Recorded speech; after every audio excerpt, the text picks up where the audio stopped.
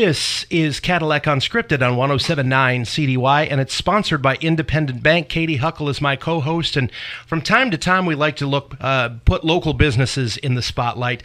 And we have a gem of downtown Cadillac to talk about, and we have its new owner here in the building who has a fabulous story to tell. We do. I'm so excited because, you know, they say Disney World is the happiest place on earth, but in Cadillac, the sweet shop is the happiest place on earth. So welcome, Caitlin. That's because there's chocolate there. Caitlin Nickel is here with us right now. And Caitlin, first of all, congratulations on the new venture. Thank you, guys.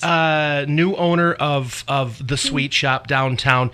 Tell us the story. I know this could take the entire half hour, but it's almost like a fairy tale. It is, because this was your first job in high school at age 16, and that was not that long ago. No, that was about 8 years ago. So Okay. I'm 24 now, soon to be 25. And you're a business owner in downtown Cadillac. I am. Have you ever stopped to look at yourself in the mirror and say, how did I get here? Yeah, sometimes. Well, and she Okay. just got married. Yeah, that too. So there's a second set of congratulations Thank today to you, Caitlin. So we want to hear all about it. Tell us about your journey. All right. So I started in high school, as you mentioned earlier. I swept, mopped, stocked, all that fun stuff. So I started ground level, slowly worked my way up and did basic cooking. So I started with the snowbirds, since that's our trademark candy. I learned how to pump snowbirds from Janine. She was very intimidating to follow. She was like, oh my gosh, crazy. And then I went to like popcorn, fudge, chocolates, and then I finally ended up at the kettle station once I hit general manager. That was generally Janine's role, was all the kettles and that kind of thing. So it was really cool to be able to work alongside her and learn those things. Was that by design? Did you like go from the simple things to the Yep. more complicated things? Yep. And you had Janine along with you the whole way? The whole way. Okay. Yep. That's giving me the chills. It really is, because, you know, a lot of us have this dream about being our own boss. It's not, you know, punching a time clock, working for somebody else, and then having the boss, you know, looking over your shoulder and all that kind of stuff, which some bosses do. Good bosses don't. Good bosses hire people and let them do what they do best, right? So what made you decide you wanted to take this business ownership leap? Since it was my first job, it was kind of intimidating a little bit, just to be like, I haven't really been anywhere else. So probably partway through the whole COVID thing, I applied with actually the Homeland Security, and I worked for them for about 6 months. That was the only time I ever officially left the sweet shop. Okay. That was the behind the desk computer job, what I thought I always wanted. And I turned out to hate it deeply, because I missed walking around, meeting new people. I missed asking for, like, hey, do you want a snowbird? Hey, can I, hey, do you want some popcorn or whatever? I just really missed interacting with people, even though I'm very much an introvert. That was a really big part of my day, and being able to walk around and do different creative things. So it surprises me to hear that you're an introvert and you're a business owner, because those two things don't really seem to compute in my head. What about you, Katie? Well, absolutely. But what I love is she knew what she was getting into. You know, so many people talk about retail, right? And you know, wouldn't it be fun to own your own store? And one of the best parts of the story for me is a lot of those folks maybe don't realize the hours or don't realize the workload or don't realize what it's going to take to make money. And I feel like what's exciting for me is you went into this with your eyes wide open. A lot of people kind of just see like, oh, I would love to be able to own some boutique downtown. And then you realize how many extra hours. Like I was talking with Heather the other day, and we were just like, oh my goodness, we're here till 11 o'clock at night. Or, hey, we're here when we're closed doing basic renovations. And when you mention Heather, you're talking about Heather from Wildflower Bakery. Yes, Heather Wildflower, sorry. Yep. Got it. Especially since she's a new business owner. So she 100% understands. There's just so much beyond like the open hours that you don't fully see, especially as a customer. And it's just kind of like, oh, I have to be open. or be there for like so many extra hours. How soon do you have to get there, and what's the first thing you have to do every day? Generally, I try to get there about 9:30, so a half hour before we open. Sometimes it's a little earlier, sometimes a little later, depending on the season. For caramel apple season in the fall, we generally do chocolate first, caramel second. Okay. So we temper the chocolate by turning it on and then tempering it with fresh chocolate. And then we put on the caramel for the apples for the day. We clean and prep all that stuff generally the night before, if not the morning of. And then we just kind of go throughout the day. Once we open, then it's kind of busy time, customers focused. Mm-hmm. If Janine was sitting here, do you think she knew early on that you were ownership potential? That's a tough question. I want to say yes. I knew. So she actually told one of the customers when I was probably senior in high school, freshman in college. I had never known this, but when I first applied, I hadn't heard back from her in about a week. So I was talking to my parents, and they're like, you should give her a call. You should call, follow up. And Great I advice. did. Great advice. Yeah, definitely. We always say that don't let too long go before you turn in that after you turn in that resume to put in a follow-up phone call. Well, and look at, and for anybody out there listening who's like, I don't know, I mean, think about it, and here you sit and own the place. That's crazy that you went from, gosh, I didn't get a call back, to fast forward, and now I own a robust and one of Cadillac's favorite companies. Yeah. When did the discussion between you and Janine start that this may eventually be your reality? I think it was about a year and a half, 2 years ago. Okay. It was just mentioned of like, hey, if you ever want to retire, I'm willing and interested to take over and learn from you. And that was probably right about when the whole general manager thing started. So that was like her step in like, hey, yeah, I think that she might be a potential candidate. It was between us and like maybe her kids, or she didn't know if they would be interested. Right. So it was just kind of like a pretty open conversation. I really appreciated that about her. It was just like I could go into her office and really just say, hey, I'm struggling with this. Hey, how are you feeling? Whatever. So I really appreciated that. We kept it pretty open for about like half a year. And then she came to me and was like, yeah, I think that we should pursue this. So about a year-ish ago. Awesome. Over. How did that feel when she came to you? You must have felt like, okay, this person who I've worked for since I was 16 years old is putting a lot of trust in me. It was definitely super nerve-wracking. Yeah. I'll bet. I was like, oh my gosh, this business has been around for over 60 years, and now I'm going to be the fourth owner of it. So I have a lot of pressure to keep it moving forward. It is such a great part of Cadillac, and I truly love it. So I want to keep pursuing it and just make sure I keep rejuvenating it and pursuing it along. Not all new owners have such a long history of success that you have jumped into. So do you kind of feel the weight on your shoulders a little bit? Yeah, Maybe sometimes. Yeah. Okay. So what are your big plans? I mean, where would you like to take the sweet shop? So I just want to emphasize I'm not changing recipes.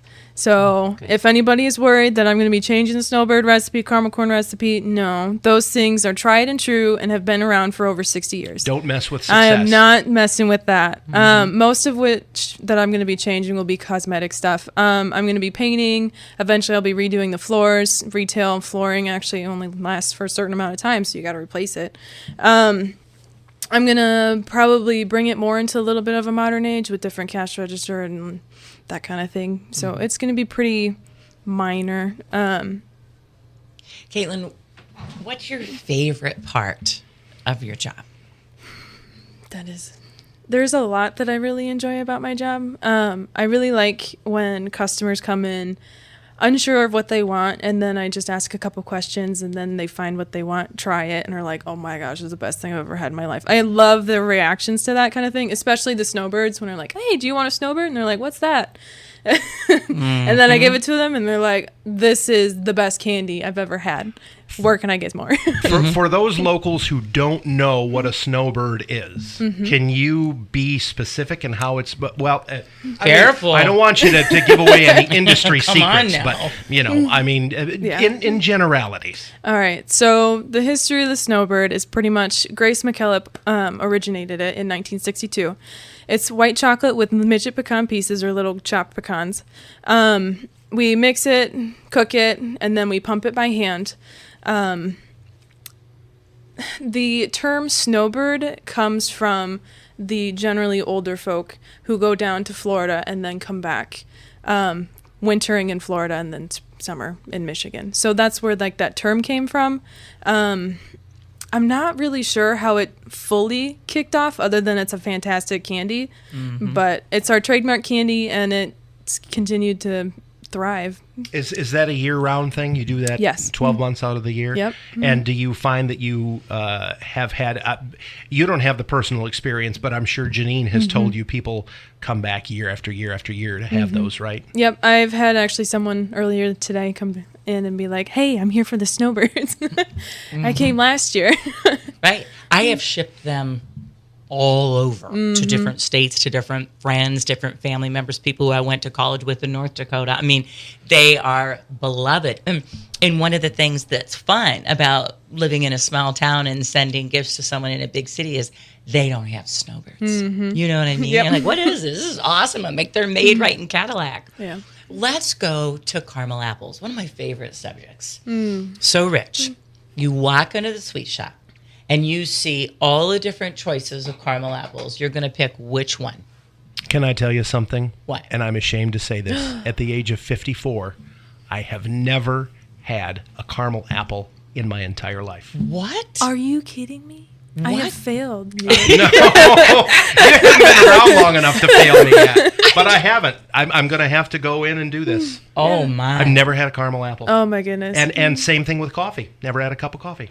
Okay, wow. All right. This, I'm absolutely blown away right now. I am a freak of nature. I'm sorry. I'm going to show up next week with both. Okay. And I'm going to bring you my favorite, dark chocolate sea salt. Although baby steps. Maybe we better just All start right. with What is the entry level caramel apple for someone who's never had the experience? Caitlin, what's the well? First, I want to know what her favorite is, since you apparently have fallen off the face of the earth. What's your favorite caramel apple that you make? So mine would probably be the apple pie. It's going to be a caramel apple dipped in white chocolate sprinkled with cinnamon and sugar. It is the best seller that we have.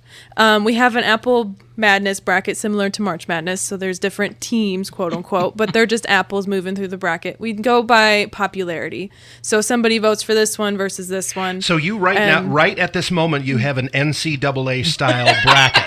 It's on a chalkboard behind our register. Is it 8 or 16? How many is it? We have about 20 teams. 20. Okay. Yep. So we got 20-ish apples on our board right now. Okay. All right. And so hers is the apple pie, which but okay, so let's go back to the question. At the beginner caramel apple for him, I'm thinking caramel milk chocolate is it. Or maybe just caramel apple. I don't know. What do you think? I will tell you that I'm not wild about nuts and combining nuts with sweet things. Okay. So that narrows it down. It does. I would say probably like a Death by Chocolate, because that's milk chocolate based, drizzled with white and dark. So you kind of got a little bit of the bitter and a sweet. No joke. That's number 2 for me. That's a very close second right there. Right All there. right. So. Well, that's good to know. Well, we already You will not believe the look I got from these ladies when I said I have never had a caramel apple before. It was almost as if I dropped out of. Have you ever had a Whopper or a Big Mac? I mean, seriously. Oh, yeah, I've had those. Okay. I've had those, yes. I mean, this is like America. Come on. I know. Don't It's a fall staple. I don't drink tea either. So well, no coffee, no you tea. need to get down to Wildflower, because the mayor and I had tea there today. Okay.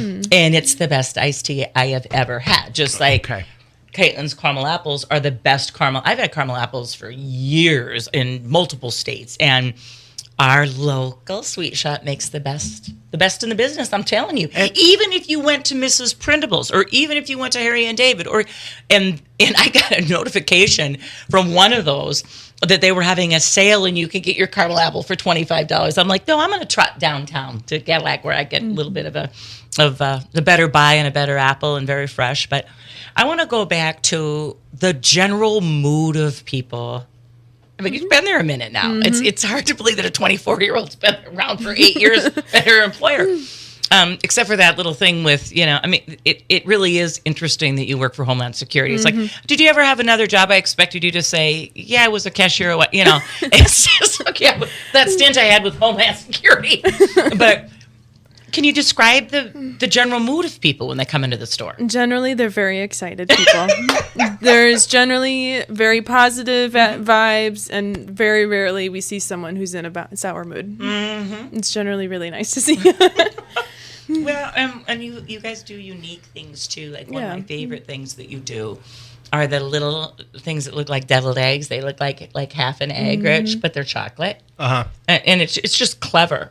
And so I love to bring baskets from the sweet shop to people as a gift. And funny story, a long, long time ago, I had a large gift budget around the holidays. And so we would order like 45 gift baskets from the sweet shop, and they would be all, they'd look so beautiful. Well, then there was a budget crunch. And so the following year, the man that was running the mortgage division said to me, I'm taking your budget down to about 20% of what you had last year, to deliver all these baskets to all of our customers, whatever. So I decided I was going to bake homemade Christmas cookies, thinking, what could possibly be better than a homemade Christmas cookie? And my number one customer pulled me over. She's now retired. And she said, yeah, you're going to need to go back to those sweet shop baskets because... And I said, well, you're going to need to send me some more business because my budget got cut for gifts. But it was a funny story in that it's truly a treat to get something special from that store. Yeah, Christmas time is definitely the gift-giving, shipping time of year, and I love that time of year, actually. It's one of my favorites. And you've been through that several years, so that's not going to come as a surprise to you this year at all. Nope. Yeah. What would you say to other people in their 20s, let's narrow it down to that came to you and say, hey, Caitlin, I'm thinking about, buying a business in a small town, downtown. What would your advice be to somebody like that? Do your homework. Okay. Just make sure you are familiar with the business and how it works, especially retail. Know the ups and downs because there's different seasons, especially in retail. Christmas will be bigger than probably random Thursday in March. Yep. So just make sure you do your homework and figure out the seasons and the what's the word for it? Just the location. Because tourism for Petoskey will be different than here in Cadillac. So definitely know your demographics, know your price ranges generally. There's different income levels in different cities, so just do your research. Okay. Do you see you teeing up a product? You've had ice cream, hot nuts, caramel apples, of course, you're famous for. Do you see on the horizon another product that you're not currently offering? At the moment, no, but I'm definitely keeping my options open. Okay. I'm trying to, I think, focus on doing what we have well, while also updating pretty much the interior of the store and then eventually the exterior. And then once we get to that point that I'm comfortable, I'll be looking at potentially different. So appearance first. Yeah. And concentrate on the success of the recesses for now. Right? Yeah. There's a new energy downtown. We talk about heart to heart. We talk about wildflower. Youth and energy at the sweet shop and all of that. And the lineage with that store, the strong leadership, the solid folks that owned it before you, again, a legacy that you're now part of. What would you tell people that have never been to Cadillac about what's going on downtown right now?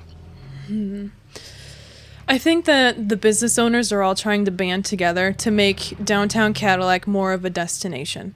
I know that I personally am trying to make the sweet shop hey, we're coming here for a reason, and make people want to come to Cadillac for that reason. I think a lot of people really like to come to Cadillac for boating and skiing and all that fun stuff, but I want people to come to Cadillac also because we have Serendipity and Wildflower in the sweet shop, because those are all really great places that people might not think about immediately. It's so true. I was just recently in Nashville and checked into the hotel, and the clerk was one of those wonderful ambassadors for the city, and ended up saying, hey, there are really great wings and this, Nashville hot chicken, whatever. And that ended up being, 2 blocks from the hotel, this little locally owned spot ended up being the very best place I was at the entire time. And so when you say band together, it's critical. You're not serving tea, but Heather is. So somebody comes and gets their chocolates and stuff, and you say, there's a place just down from me where you could sit down and have a cup of tea. And I can see the fluidity of it all working, and I just see real momentum with the owners. And if you were not with us for Adventures in Cadillac last week on 107.1 The Drive, we did have both Caitlin and Heather with us, and they talked about that spirit of collaboration that's going on downtown. Okay, it's hugely important. It is. Don't you think, Caitlin? Absolutely. Yeah. Well, and they're doing it in such a way that, like you said, we were already well known for quality and an excellent product, and we want to take that and then build on it. And that's such a great way to put it, Caitlin. Rich and I have been we're not old, you don't need to put us out to pasture quite yet, but we are seeing a changing of the guard. And it's so refreshing because we're like, I look at Joy Van Dree and her time with the Convention and Visitors Bureau, and now what the ladies at the Convention and Visitors Bureau are doing. Joy was on fire, and these ladies are en fuego. They're driving around the Caddy Bear vehicle and, talking to all the folks downtown and then bringing people into Cadillac. And I see new ideas. There's an energy. When someone comes up to you and says, "Tell me about the sweet shop," what is your 1 minute synopsis of what the sweet shop is all about? If a visitor were to come to town and had no knowledge of the store at all, what would you say? So we are a candy store that's been around since 1961. We were established originally as the Caramel Corn Shop. It was at the base of a hotel.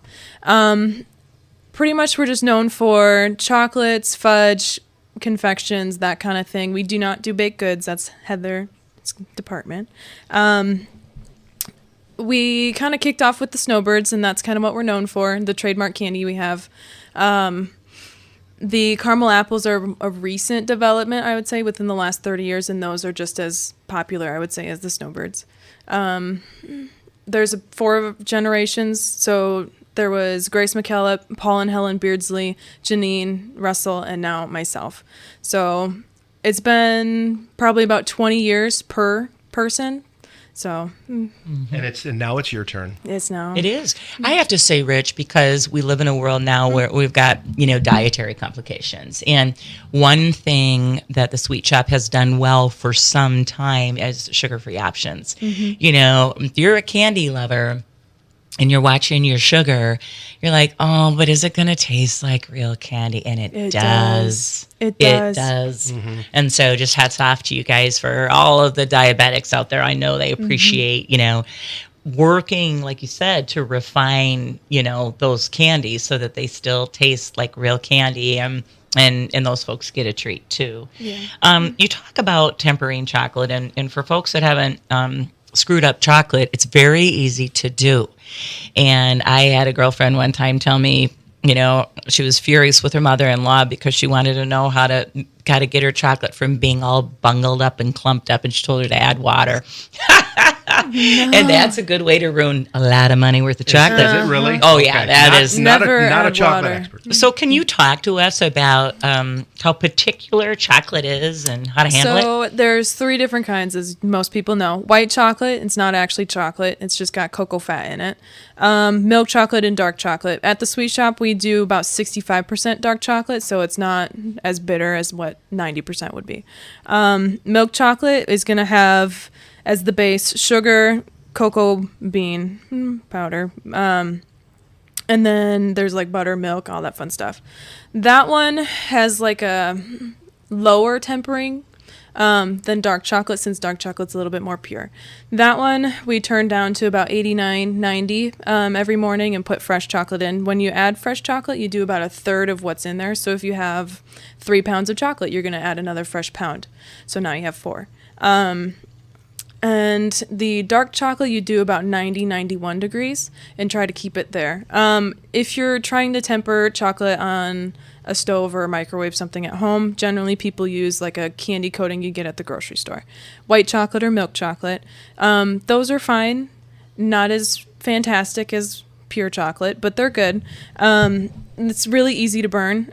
When I would do stuff with my mom, we would always put it on double boiler. Make sure you're stirring that thing. Otherwise, your white chocolate will burn. And Don't walk away. No. You absolutely cannot be juggling multiple things at the same time, right? No. Yeah. No, it's like risotto. Stay That's with it. how you get the clumps. If you just let it sit there, and now you got hard clumps of chocolate.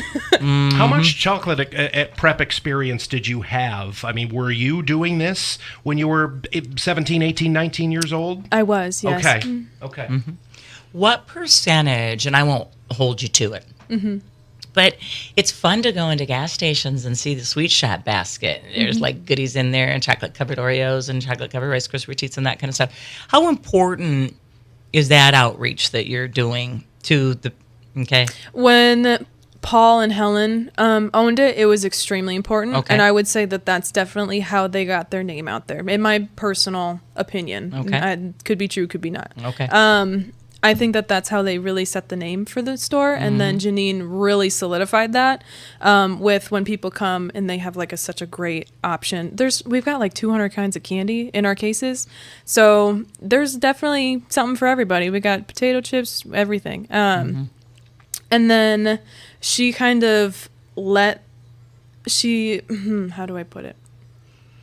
I think she didn't put as much emphasis into the road work, what I would call road work, than her parents did. And since the transition, I have not picked up any of it. Okay.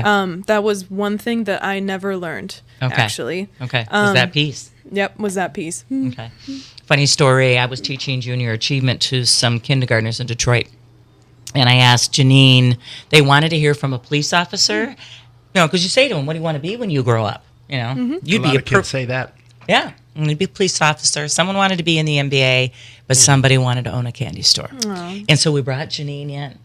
And it's cute. She'd made a large white chocolate rat. And that is not what the kids, we had everybody on Zoom, that was not what the kids were expecting. And she says, guess what I made in my candy store today? And we're all like, what? What is it? What is it? And she opens up a box and we're like, eek! So I think gross. my point is you guys can make anything. Uh-huh. Yeah. I mean, tell us about some of your most unusual molds.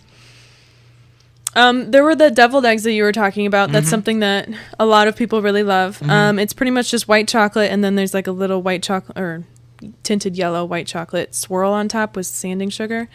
We've got the rats, we've got monkeys, we've got a pool table, cards, we've got guns, we got pretty much everything. If you come in and say, hey, I need a dog mold, we have like 3 options. So it is, and they can do this too. I was hosting a party one time, kind of convention style. So people come in from other cities, and I really wanted to blow everyone's mind, with something fun when they checked into the hotel. And she did a custom mold that said, something from Cadillac and welcome, and it really blew everybody's mind. And so I think it's important for folks to, if they're thinking of gift ideas or wedding ideas, party favors, things like that, to hook up with you, because your capabilities are endless. Yep, weddings. I love to do weddings. Everyone has something different. We actually have an order for caramel apples for weddings. And then what we did for mine was just like some simple chocolates. So we have a wide variety of like price ranges. If you come in with that in mind, it's way helpful.